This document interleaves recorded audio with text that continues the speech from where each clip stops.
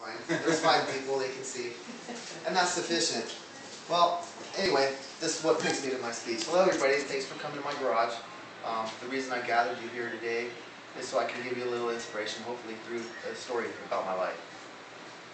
My name is Brian Perry and I'm 38 years old.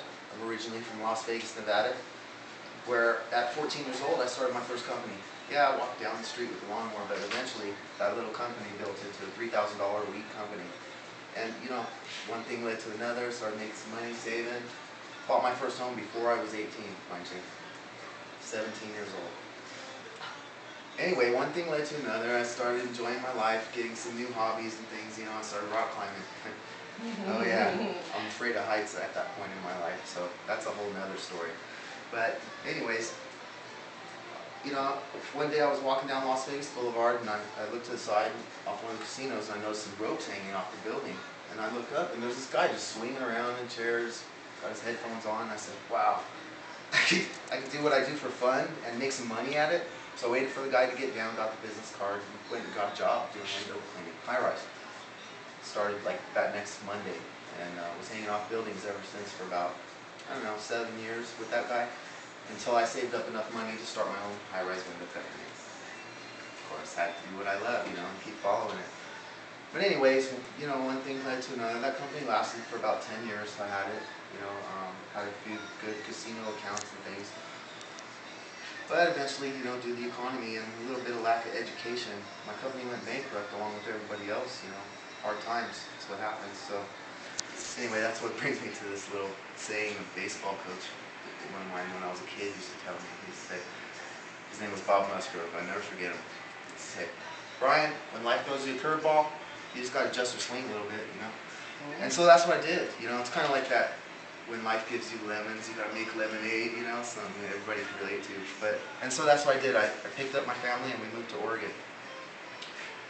Once I arrived in Oregon, I started doing little various jobs, you know, just to get by, and I started thinking to myself, now, maybe I need to reevaluate my life and see what I really need to do and focus on. And anyway, I was talking to my wife one day, and you know, hopes and dreams came up, and I told her I always wanted to have a gun store and a hunting lodge.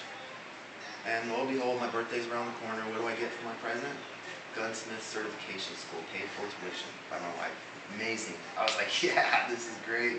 I'm on my way to making, you know, doing what I love. And so I did. I finished that school in 1/3 the time, top of my class, 4.0 GPA.